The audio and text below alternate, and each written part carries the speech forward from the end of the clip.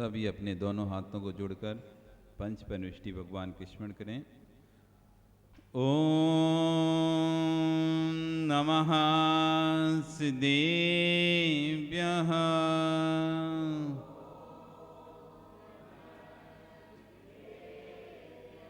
ओम नमः सिद्धेभ्यः।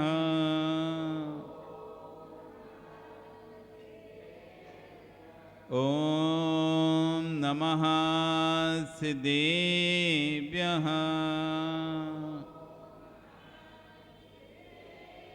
तेरे अणिये खगिड़ाए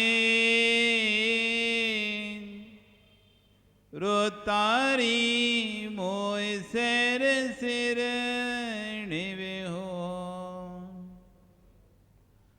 आयरी राऊ बसियो परवादीण्यु भव्य जी लोए। नमो अरियंताणम नमो सिद्धाणम नमो आयनीयाणम नमो वज्रायाणम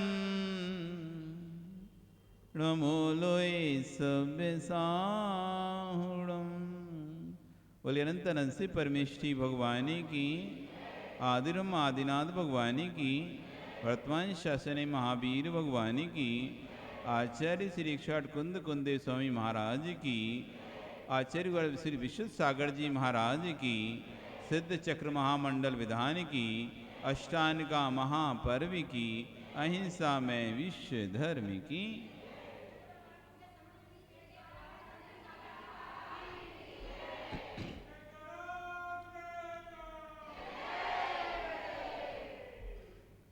भवबंधु, वर्तमान शासन एक वर्धमान स्वामी के काल में पारास्वर की चरण निश्रा में अष्टान का महापर्व के शुभ अवसर पर सिद्ध चक्र महामंडल विधान की बेला में हम सभी सातिशय पुण्य को कमा रहे हैं। भगवान की जिन देशना का श्रवण कर रहे हैं। कल यहाँ पर चर्चा थी, सप्त परम स्थान वो भूमि है जिस भूमि में बोया गया थोड़ा सा बीज भी अधिक फल को देता है। जिन बिंबम जिनागारम जिन यात्रा महोत्सवम, जिन बिंब को स्थापित करने में अपने धन का उपयोग करें। जिनागारम, जिन आगार, अपने रहने के लिए तो अंजू अच्छे अच्छे व्यक्ति, हर कोई व्यक्ति घर बनाता है। आचार्यवन कहते हैं घर की पहचान और समाज की पहचान दहली से हो जाती है।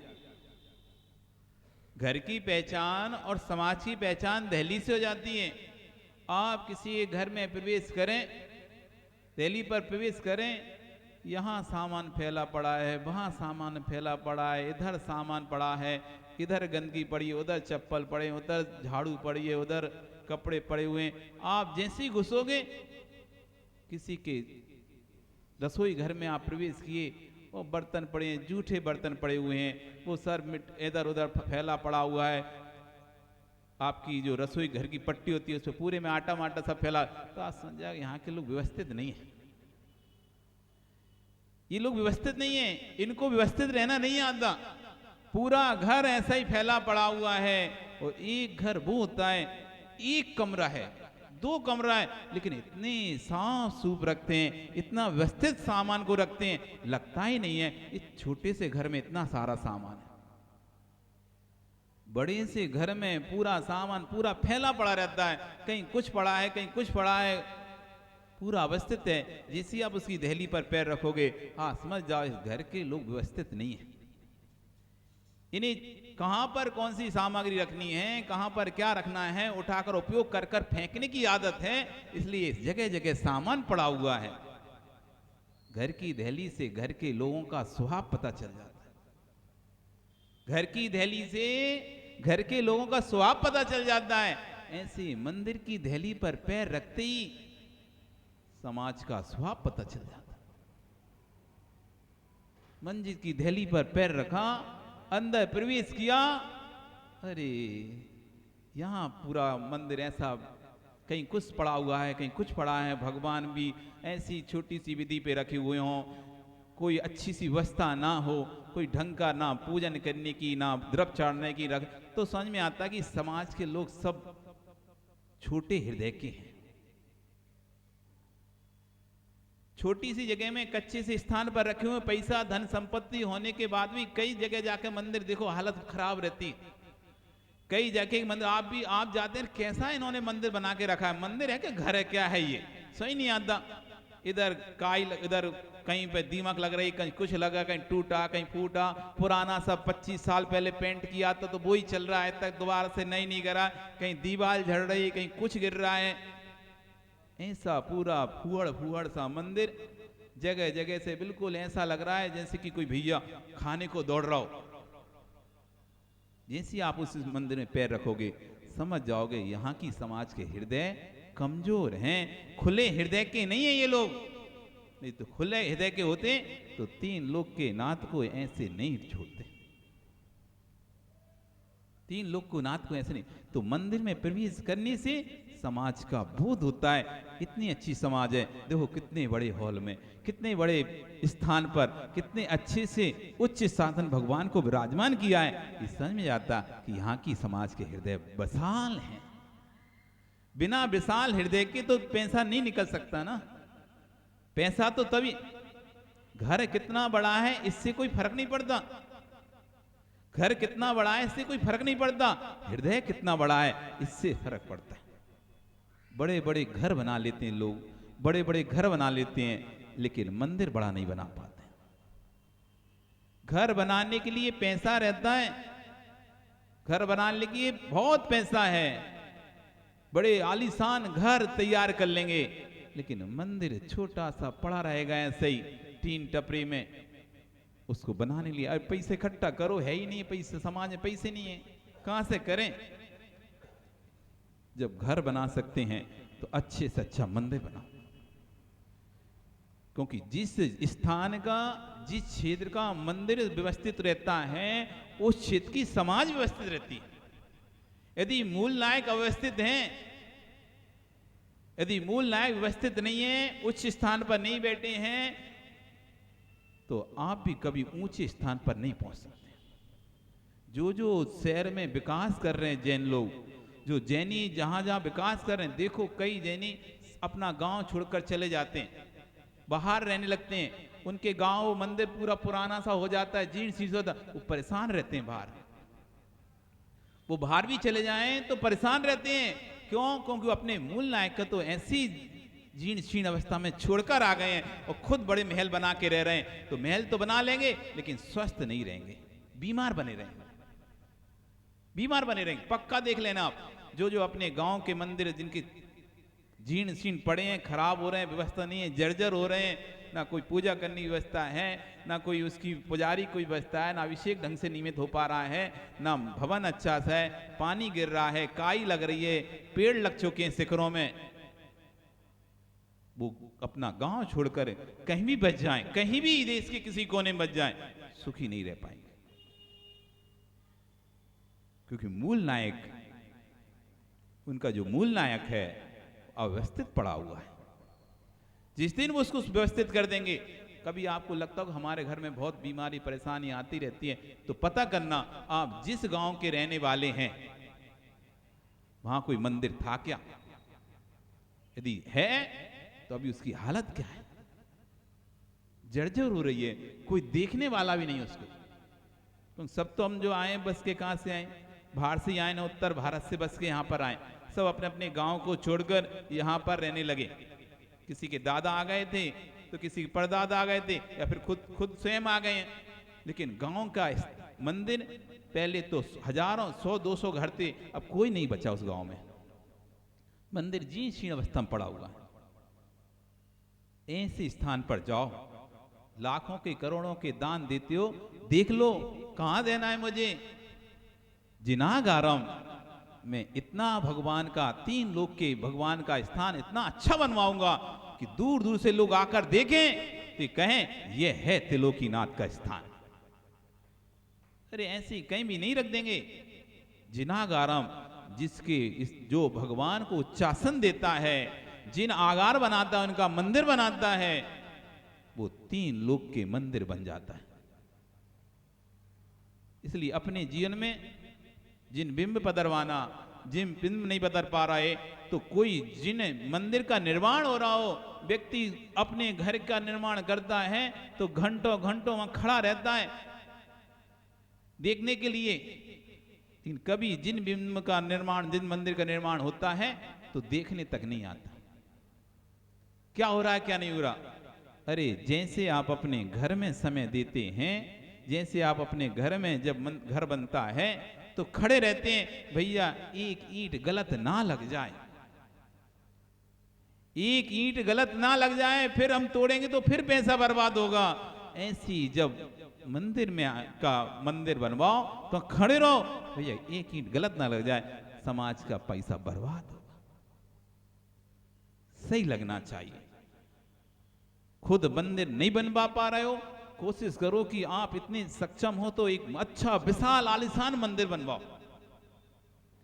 और आलीशान विशाल नवीन मंदिर नहीं बनवा पा रहे तो कहीं जिन मंदिर बन रहा हो तो उसमें अपना सहयोग करो। ये मत सोचो अरे ये तो वो बना रहा है, अरे ये तो वो बना रहा है, कोई बना रहा हो, लेकिन हे भगवान मैं अभी इतना सक्षम नहीं हूं, स्वतंत्र जिन मंदिर बनवाता हूं, जो बना रहा है मैं भावना बाता हूं, एक समय ऐसा है मैं स्वतंत्र ही एक जिन बिंब मंदिर का बनवा पाऊं, जिन बिंब का मंदिर बनवा पाऊं। खजुराहो में एक सेठ पाहिल हुए, सेठ पाहिल, इसने बड़े बड़े मंदिर बनवाए उन्होंने, पाषाण के पत्थर के बहुत बड़े बड़े, सेठ पायल नाम है उसका। बड़े बड़े विशाल विशाल खजुराहो में मंदिर बनवाए उन्होंने। एक सेठ था जयपुर का, उसने बहुत बड़ा मंदिर बनवाया और आखिरी में एक सीढ़ी छोड़ दी, एक सीढ़ी छोड़ दी। भैया समाज के लोग अब इस सीढ़ी को बनवाएं। मेरे पास इतना पैसा नहीं बचा मैं सीढ़ी बनवा, उसके बाद बहुत पैसा तब भी नहीं, मुझे कभी अभिमान ना आ जाए कि मैंने ये मंदिर बनाया है, इसलिए समाज का पैसा इसमें लगना चाहिए। पूरा बनाने के बाद एक सीढ़ी समाज से चंदा करके बनाए। ऐसे ऐसे सेठ हुए हैं, ऐसे ऐसे सेठ हुए, बड़े बड़े मंदिर बनाए। आज हमको प्राचीन तीर्थ क्षेत्र पर जाते हैं, तीर्थ स्थानों पर जाते हैं, अभी तो कोई ने भी तीर्थ स्थान बनाए नहीं है। कोई 1000 वर्ष पहले का है, कोई 1500 वर्ष पहले का है, कोई 500 वर्ष पहले से बना हुआ है। तो ये बनाए किसी ने तो होंगे ना, कि अपने आप आए होंगे। आज बड़े बड़े मंदिर दिखाई देते हैं तीर्थ क्षेत्रों पर, किसने बनाए ये? कोई ना कोई सेठ। पहले सेठों के अंदर धर्म के प्रति बहुत भाव रहते थे। उनका मानना था, सबका हमारा भी ऐसे ही मानना है कि दोगे तो मिलेगा, जितना दोगे उससे कई गुना अधिक मिलेगा। हम तो बहुत प्रैक्टिकल करके देख चुके हैं। हम तो जितना देते हैं, हमारे पास गुरुजी की आदत है, वही आदत हमको आ गई। गुरुजी से कोई कुछ मांगता तुरंत दे देते थे। कई बार हम कहते थे गुरुजी माला एक ही है, धागे की माला, आप मत दो, अभी फिर आपको जरूरत पड़ेगी तो क्या करेंगे? कोई मांगे तो मना कर देना, आप अभी नहीं है माला, अभी आई नहीं है और मालाएं, तब भी गुरुजी दे देते थे। इधर देते थे, इधर कोई ना कोई आकर गुरुजी 5 मालाएं सबको आपके लिए और कोई के लिए फेरने के लिए। हम देखते रह जाते, कोई उम्मीद नहीं थी कहीं से आने, कोई माला की उम्मीद नहीं थी, लेकिन फिर भी जैसे उन्होंने अपने हाथ की माला दी, वो कई मालाएं आकर सामने रखी हो जाती थी, लो और दो। जितना देते थे उससे कई गुना मिलकर और बांटो और बांटो। लोगों को पता रहता था कि गुरुजी को तो क्या मिलेगा, बस माला ही तो देना है धागे की, तो माला ही देते थे। गुरुजी भी जो मांगता था तुरंत बांट। पेंसिल आती थी, कभी कभी पेंसिल पेन लेते तो हम कहते गुरुजी अच्छी पेंसिल इसको मत देना, अरे कोई ने मांगी तो ले जाओ। अब दूसरी कहां से आएगी, पता नहीं कहां से आ जाता था व्यक्ति, गुरुजी पेंसिल ले लो। ऐसे हर बार जब भी कुछ उनकी एक ही सामग्री होती थी, हम लोग कहते थे नहीं है स्टॉक में अभी, सब तो हम लोगों को पता रहता क्या है क्या नहीं है। तो है ही नहीं, आप मत देना किसी को, फिर आपको क्या करोगे, किससे लिखोगे? तब भी दे देते, फिर दोबारा से आ जाता था। इसलिए कभी ये मत सोचो संचय करने से धन बढ़ता है। कभी ये नहीं सोचना संचय करने से धन बढ़ता है। धन तो पुण्य से बढ़ता है, संचय करने से धन नहीं बढ़ता। धन तो पुण्य से बढ़ता है। पुण्य का संचय करो, धन का संचय स्वतः ही हो जाए। पुण्य का संचय करो सुनील, धन का संचय स्वतः ही हो जाएगा। ये मत दे दो कि ये काम है मुझे, वो काम है, बहुत सारे काम लगे हुए हैं, अभी मैं कैसे धन का खर्चा करूं, धन कैसे व्यय करूं। चिंता नहीं करो, आप जितना व्यय करोगे, जब देने वाला आपको दे रहा है, आप तो खर्चा करो। हम तो यही सबसे बोलते हैं, आपको मिल रहा है ना, मतलब आपके पुण्य से मिल रहा है। आपके पास आ रहा है धन, आपके पुण्य से आ रहा है। आपका पात्र जितना होगा उतना ही आ पाएगा। अब आप पात्र खाली नहीं कर रहे तो नया कैसे आएगा? आप पानी फेंकते जाओ, फिर पात्र भरता जाएगा। आप पानी फैलाते जाओ, पात्र भरता है। लेकिन आप पानी फैलाना ही नहीं चाह रहे, देने नहीं जा रहे किसी को। अब सामने वाला तो नली लेके बैठा है, खाली करो तो हम फिर भरें, खाली करो तो हम फिर भरें, लेकिन तुम खाली नहीं कर रहे तो कैसे भरेगा? क्योंकि आपको अपना पुण्य समझ में आ रहा है ना, कि मैं जिस क्षेत्र में हाथ डाल रहा हूं सफल हो रहा हूं, मैं जो कार्य कर रहा हूं सफल हो रहा हूं, मतलब अभी मेरा पुण्य लबालब भरा हुआ है। अभी हमारा पुण्य लबालब भरा हुआ है। अभी तो हम जितना भी देंगे वापस उससे कई गुना मिल जाएगा। पात्र बढ़ता चला जाएगा तो धन भी बढ़ता चला जाएगा। पुण्य का पात्र यदि आपका बढ़ता जा रहा है तो घर में संपत्ति भी बढ़ती जाएगी, और पुण्य का पात्र छोटा हो रहा है तो संपत्ति भी घटती जाएगी। आप कितना भी सजा के रख लो, संवार के रख लो संपत्ति का, कोई भी फायदा नहीं। जिन बिंबम जिनागारम, अपने जीवन में ऐसी भावना भाव, कम से कम एक मंदिर तो बनवा के जाऊं। सेठ पायल जैसे बड़े बड़े मंदिर न बनवा पाऊं तो एक छोटा सा जिन मंदिर तो बनवा जाऊं। उस सेठ पायल ने जो कि बड़े बड़े मंदिर बनाए, तब भी क्या कहता है, अपनी प्रशस्ति उस पर लिखा हुआ है, मैं उस व्यक्ति के, मैंने इतने खेत इस जिन मंदिर की रक्षा के लिए दिए हैं, मैं इतना खेत, इतनी जमीन, इतनी अमुक प्रॉपर्टी इस मंदिर की रक्षा के लिए छोड़कर जा रहा हूं, लेकिन फिर भी मैं उस व्यक्ति के दास का दास हूं जो इन मंदिरों की रक्षा करेगा। मैं उस व्यक्ति के दास का दास हूं जो इन मंदिरों की रक्षा करेगा। इसलिए कहीं भी कोई टूटा फूटा मंदिर, कहीं शिखर खराब होती दिख जाए, कोई कुछ मंदिर में, तो तुम भैया हम देंगे पैसा, तुम सही करा दे।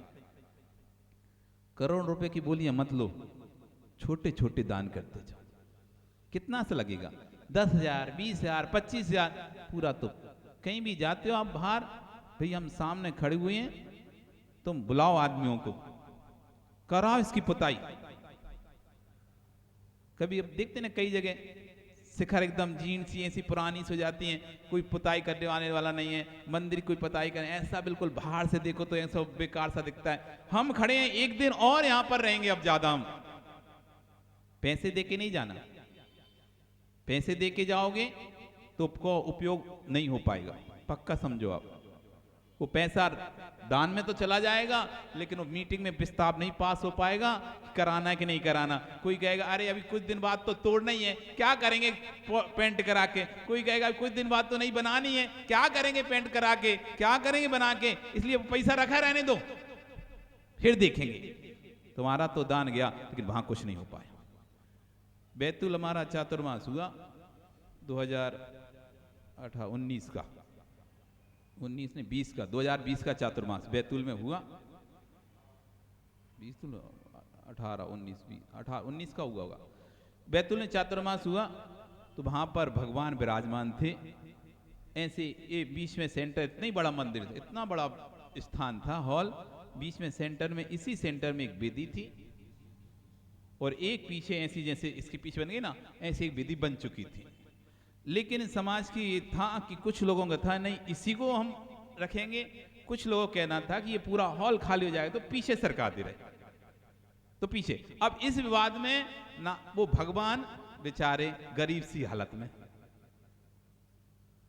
वो भगवान गरीब सी हालत में, टूटा फूटा मिट्टी का चबूतरा, उस पर इतने विशाल 7 फीट के शांतिनाथ खड़गासन में खड़े हुए हैं। भाई चूहों के ढेर लग रहे हैं, लेड़ी लग रही है। लेकिन अब समस्या ये है, एक पीछे से दीवार उठा दी बिना पलस्तर की तो वो भी बेकार लग रही। पूरा समाज में आपस में मतभेद मतमुटाव चल रहे।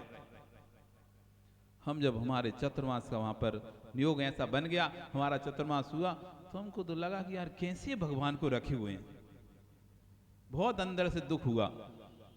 तो हमने उनसे कहा कि हम इसको सही करा दो। बोले नहीं, अभी तो इसका विवाद चल रहा है, सही कराना है कि तोड़ना है, सही कराना है कि तोड़ना। एक पक्ष कहता है सही कराना है, एक पक्ष कहता है तोड़ना है। उसका मार्बल सब कुछ आ गया, लेकिन लग नहीं पा रहा था विवाद में कि कोई ठीक है, एक काम करिएगा। हमने एक व्यक्ति को बुलाया, भैया तुम एक काम करो, अपने पानी 20,000 रुपया तुम तो ये मान लो तुमने पानी में डाल दी, और तुम 20,000 रुपये खर्चा करो, इसमें टाइल्स लगाओ। तुम्हारा जी तोड़ना है तोड़ देना, ये समझ के पानी में डाल रहे हैं। तो जो दूसरा पक्ष था, देखो आपका तो कुछ जा ही नहीं रहा, समाज से 1 रुपये नहीं लेंगे, आप तो बस अनुमति दोगे, जिस दिन तोड़ना है आप उस टाइल को तोड़ देना, जब अंदर करो तो तोड़ देना, जब तक नहीं तोड़े तब तक तो रखो। उसने 20-25 एक व्यक्ति से बोला, तो उसने 20-25 हजार रुपए खर्चा करके उस मंदिर, उस वेदी को जैसी थी उसी में टाइल्स लगा के एकदम अच्छी सुंदर कर दी। पीछे एक अच्छा बढ़िया फ्लेक्स का बैनर लगा दिया, प्लस्तर तो था नहीं, तो पीछे एक अच्छा बैनर लगा दिया। और कुछ दिनों में वेदी एकदम ऐसी लगने लगी, एकदम बहुत सुंदर। और जैसी वेदी सुंदर हुई, लोगों के भाव अपने आप सुंदर होने लगे, लोगों के भाव बदलने लगे। और ऐसे भाव बदले कि वहां पर फिर नई मंदिर वेदी पर भगवान विराजमान है, और भी नए बिंब आए, और पंचकलंक भी हुआ। सिर्फ 3 महीने के अंदर वेदी बन गई, 3 वेदी बन गई, पंचकलंक हो गया, भगवान की स्थापना भी हो गई। और जहां पर बोली यदि आप सुनोगे, सुशांति धारा बोली 21 रुपए से शुरू होती थी और 101 पे खत्म हो जाती थी। 101, 151, 201, 251 खत्म हो जाती थी।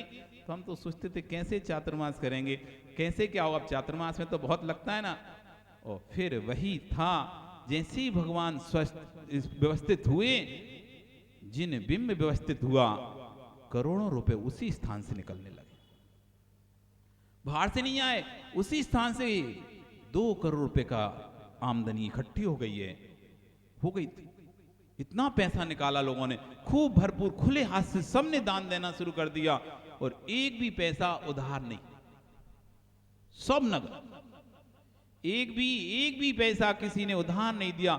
जो बोली लेता तुरंत लाकर पैसा दे देता, जो बोली लेता तुरंत लाकर पैसा दे देता। ऐसे परिणाम सबके हो गए अपने आप। जैसे ही वो मंदिर ठीक हुआ, वो लोगों के भाव भी बदल गए। इसलिए जितने अच्छे भगवान रहेंगे हमारे, उतने अच्छे हमारे परिणाम रहेंगे। इसलिए जिनागारम, कहीं भी आपको दिख जाए अव्यवस्थित है वेदी, तो भैया उनसे कह देना तुमको तोड़ना है, जब तोड़ देना, लेकिन मैं इसको व्यवस्थित कराना चाहता। आपको मंदिर जब तोड़ना है तोड़ देना, हम इसकी पुताई कराना चाहते हैं। 2 दिन वहां और रुकना, तुम रुक के अपने सामने खड़े होके उसकी अच्छी व्यवस्था, झंडे फटे हों तो अच्छे झंडे लगवा के आओ। अलग से आप व्यक्ति को बुला के भैया हम लगवाते हैं अच्छे व्यवस्थित झंडे, अपने साथ लेके चलो। कहीं यात्रा पे जाते हो, कहीं भी तुम्हें लग जाए कि मंदिर पर झंडा बेकार है, फटा हुआ है, खराब हो रहा है, जीर्ण शीर्ण हो रहा है, 1 आदमी 2 आदमी को बुलवाओ, चढ़वाओ कुछ शिखर पे, और आराम से बढ़िया व्यवस्थित झंडा लगाओ, ध्वजा पताका। जिन शासन की ध्वजा पताका फहरेगी, तो तुम्हारी ध्वजा पताका फहरती रहेगी। कभी भी ध्वजा नीचे नहीं होना चाहिए। युद्ध में अलग से, आप टीवी पर देखते हैं ना, वैसे भी होता था, अलग से सैनिक अपनी सेना का ध्वजा लेकर खड़े रहते थे, लड़ते नहीं थे, वो लड़ने के लिए नहीं होते थे, वो सिर्फ ध्वजा को आगे, कि जब तक ये ध्वजा ऊंची है तब तक हमारी जीत है। ध्वजा गिर गई, हार हो गई। एक चट्टान पर ना तो वहां कोई दूसरा देश रह रहा, ना अपन रह रहे। लेकिन किसकी लड़ाई? इस चट्टान पर ध्वजा भारत की फहरनी चाहिए, इसलिए लाखों लोग शहीद हो गए थे कारगिल युद्ध में। इस चोटी पर भारत की ध्वजा हटा दी गई तो दूसरे ने अपनी लगा दी। उसको हटाने के लिए, अपनी ध्वजा को लगाने के लिए स्थान तो वही है, ना इधर गया ना उधर गया, खींचा खाची तो नहीं हो खींच के हम इधर ले आए हो, वो वहीं था। लेकिन जिसकी ध्वजा फहरेगी उसकी ही जीत होगी। जय और विजय, जय विजय दो चीजें हैं। पहले जय होती कि फिर विजय होती है? पहले कौन सी क्या होता है पता है तुमको? कुछ ये दोनों एक सी समझते तुम लोग? जय और विजय, पहले कौन सा होते है? जय होती है पहले विजय होती है?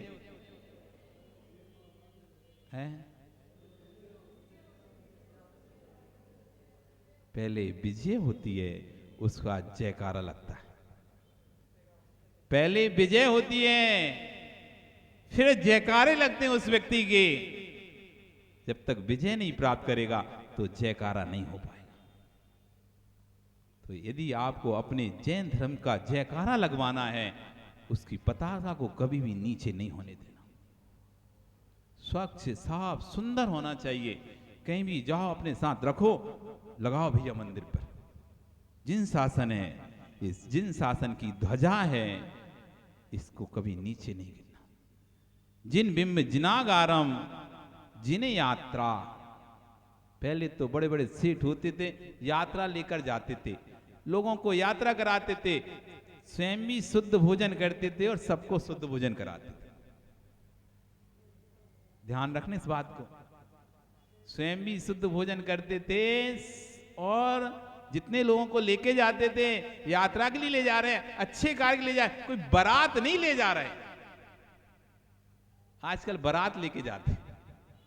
कैटरिंग वाले को, हाँ उस होटल व्यवस्था कर देंगे, इधर अमुक होटल व्यवस्था फोन करके कर दिया, उस होटल व्यवस्था है, खाना आ जाएगा, कैटरिंग को बोल दिया आ जाएगा, ट्रेन में आ जाएगा, सब हो जाएगा खाना। शुद्ध मुद्दे तो छोड़ो, बिस्लरी की बोतल रखी है, 1000 रख लिए, सब पीते रहना दिन भर अनछना पानी। यात्रा पे जा रहे हैं अपन सब लोग, यात्रा पे जा रहे हैं, गाड़ी में 500 बोतल बिस्लरी की भरवा दे रहे, किसी को प्यास लगे तो पीते रहना अनछना पानी। ये जिन यात्रा नहीं है। अवक्ष खिलाते खिलाते तुम उनको वंदना करा रहे हो और लौटा भी अवक्ष खिला खिला के ला रहे हो। ये जिन यात्रा नहीं। जिन यात्रा कभी ले जाने का भाव हो, ऐसे पहले तो लोग जाते थे मुनिराज को निवेदन करते थे, हम आपके साथ जिन बिंबों की यात्रा करना चाहते हैं, आपके साथ तीर्थ यात्रा करना चाहते हैं, आपके पूरे संघ को यात्रा कराना चाहते हैं, आपकी वैवत्ति करेंगे, आपका विहार कराते हुए आपको जिन बिंब की यात्रा, जिन तीर्थ की यात्रा कराएंगे और हम भी यात्रा करें। ये होती थी जिन यात्रा, इसे कहते थे जिन यात्रा। संघ के सहित, चतुर्विध संघ के साथ संपूर्ण समाज को निमंत्रित करी, चलो जिन यात्रा करने के लिए। शुद्ध भोजन, शुद्ध वस्त्र। अब तो ना तो वस्त्रों का पता है ना भोजन का पता। जिन यात्रा।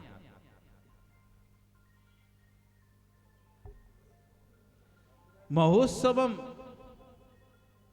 महोत्सव, ये महोत्सव चल रहा है, अष्टांग का महोत्सव चल रहा है। इसमें अपना धन का उपयोग करो, जितना दे सकते हो दो। ये मत सोचो अरे इतने की जरूरत है ही नहीं है, क्या करेंगे इतना दे के। ये चिंता आप मत करो, कितने की जरूरत है और कितना देना है। आपके अंदर तो भावना यदि बन जाए तो जितना दे सकते हो उतना दो। ऐसे मत सोचना दे तो दिया, बहुत तो दे दिया, अब क्या देते ही रहेंगे, एक ही जगह थोड़ी ना। अरे अभी परिणाम है देने के, दे लो। दूसरी जगह देने के परिणाम तब तक रहे नहीं रहे कोई बड़ी बात नहीं। ये बहुत जरा सा खेल है परिणामों का। एक क्षण पहले होते हैं चलो देंगे देंगे देंगे, अगले क्षण ऐसे नहीं देंगे नहीं देंगे नहीं देंगे। रहने देते हैं। देते देते मन बदल जाता है, देते देते मन बदल जाता है। बिल्कुल व्यक्ति मना करते करते हां भर देता और हां करते करते मना कर देता। ऐसे परिणाम है ये। इसलिए परिणाम हो, कहीं कोई महोत्सव हो रहा हो, बिल्कुल उस महोत्सव में भागीदारी लो। जो भी सहयोग बने खूब खुले दिल से सहयोग करो। जैसे बेटी की शादी में खुले दिल से पैसा खर्चा करते हो ना, कितना करते हो बेटी की शादी में पैसा? कोई लिमिट रहती है क्या? अपनी हैसियत से व्यक्ति ज्यादा करता है। बेटी की शादी हो, बेटे की शादी हो, अपनी हैसियत से ज्यादा करता है। और कहीं जाए तो और ज्यादा पैसा है तो विदेश में जाके शादी करता है। हाँ, कोई सिंगापुर ले जाएगा, कोई कहीं ले जाएगा, 50 लोगों को फ्लाइट ही पूरी बुक करेगा, करोड़ रुपए लाखों रुपए शादी में बर्बाद कर देता है। यहां से लेने लाने ले जाने में लाखों रुपए, फिर वहां पर व्यवस्था अरेंजमेंट करें लाखों रुपए, फिर जो देना करना है वो उसमें लाखों करोड़ रुपए। जैसे एक शादी में व्यक्ति अपनी हैसियत से भी ज्यादा खर्चा करता है, जितना उसने सोचा नहीं था, धीरे धीरे करके करके उससे कई गुना ज्यादा उसका पैसा खर्चा हो जाता है। ऐसे जिन उत्सव को बनाओ, जब भी जिन महोत्सव बनाओ, खूब खुले दिल से करो। कहीं भी तुम्हें कमी दिखे, किसी से मत पूछो ये कमी क्यों है, जल्दी से उसकी कमी को पूरी कर दो। कहीं कोई कमी दिख रही है, लो करो, इसको रोको नहीं इसके कारण से। जिन महोत्सव, जिन यात्रा, जिन महोत्सव, जिन तीर्थम, जैन तीर्थों पर जहां पर की अव्यवस्था है, व्यवस्था नहीं हो पा रही है, ना पुजारी व्यवस्था हो पा रही है, ना मंदिर की अच्छी से व्यवस्था हो पा रही है, अच्छे से पूजा पाठ आदि नहीं हो रहा है, जीर्ण क्षीण हो रहा है मंदिर, तो जगह जगह दान देने की अपेक्षा एक स्थान पर ऐसा देख लो कौन सा इस मंदिर ठीक नहीं है, चलो इसको अपन ठीक करा दे। पैसे वहां भी नहीं देना, धन नहीं देना, सामने जाके खड़े होकर करवाना। तुम्हें जो भी चीज वहां पे गड़बड़ लग रही है, शिकायत पुस्तक में लिखने मत जाओ उसे, तुम उसको सही करा दो। 4 लोगों को मत बोलो वहां पर, सुनाओ नहीं क्या व्यवस्था है तुम्हारी, कोई व्यवस्था नहीं, कैसे भगवान है, कैसे मंदिर पड़ा हुआ है। तुम्हें जहां जहां लग रहा है वो स्थान आप ठीक करा दो। आप तो सक्षम हैं, पैसे हैं, आप रुको वहां पर 2 दिन और उस स्थान को सही करा के। जिन तीर्थों में जिनागम, जिनवाणी का निर्माण कराओ, जिनवाणी छपवाओ, खूब जिनागम छपवाओ। हमारे आचार्यों ने, हमारे पूर्वाचार्यों ने, हमारे बुजुर्गों में इतने आगम लिखाए थे, इतने आगम छपाए थे। पहले बच्चों की कुछ भी होता था घर में कोई भी, तो भैया 500 पुस्तक हमारी तरफ से लिखवाने के लिए, हाथ से लेखन होता था ना पहले, अब तो कंप्यूटर से प्रिंट होते, तो 500 लिखा दिए, 100 लिखवाते पुस्तक, 1000 पुस्तक लिखा रहे। आज जगह जगह मंदिर में पुराने सास मिल रहे हैं। एक काल ऐसा था जब 6 माह तक जिनवाणी की होली जली थी, एक भी क्षण आग नहीं बुझी थी, उसमें इतने ग्रंथों को डालते जा रहे थे आग में। अब सोचो 24 घंटे आग कितना ईंधन खाती है, और वो ईंधन में क्या था, जैनागम, जिनवाणी को जलाया जा रहा था। जिनवाणी इतनी जिनवाणियां थी कि 6 माह तक भी जलाते रहे, लेकिन फिर भी जिनवाणी खत्म ही नहीं हुई, ग्रंथ खत्म ही नहीं हुए। आज भी हजारों ग्रंथ हमारे पास, पुराने प्राचीन ताड़पत्री ग्रंथ आज भी मौजूद है हमारे पास। इतने ग्रंथ जलने के बाद भी हमारे बुजुर्गों ने खूब ग्रंथ मंदिरों में रखवाए, खूब ग्रंथ, खूब प्रतियां बनवा के जगह जगह रखाई, तो आज भी हमें वो मिल रही हैं। जिन आगम, जिन आयतानी, जिन आयतन। अब जिन आयतन पर विशेष चर्चा करेंगे। देव, शास्त्र, गुरु, देव को मानने वाले, शास्त्र को मानने वाले और गुरु को मानने वाले, ये 6 आयतन हैं। जिन 6 आयतन हैं, इन सब की चर्चा आज आपका समय, कल फिर आओगे, पर्याय रही तो पुनः हम इन सब की फिर चर्चा करेंगे। बोली भगवान महावीर स्वामी की, बोली मुनि श्री 108 हरि जी सागर जी महाराज की जयकारा गुरुदेव का।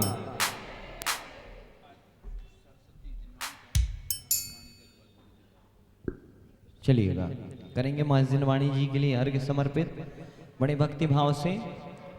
हरे यहाँ बह जहाँ तहाँ मत पूछो कहाँ कहाँ है जिनवाणी माँ, यहाँ बह जहाँ तहाँ मत पूछो कहाँ कहाँ